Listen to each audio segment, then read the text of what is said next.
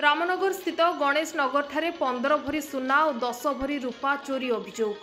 गजपति जिला पारलाखेमुंडी रे दिनकु दिन चोर मानकर प्रादुर्भाव बढ़ी चलिथिबा बेले पुलिस को से भली सफलता मिल पारुनी।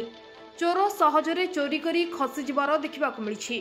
गत राति रे पारलाखेमुंडी सहरर गणेश नगर स्थित रामनगर रे बंशीधर दलाईंको घरे केही नथिबार सुजोग पाई चोर माने घरर ताला भांगी सुना रूपा एवं टंका लुटि नेथिबा अभियोग होइछि।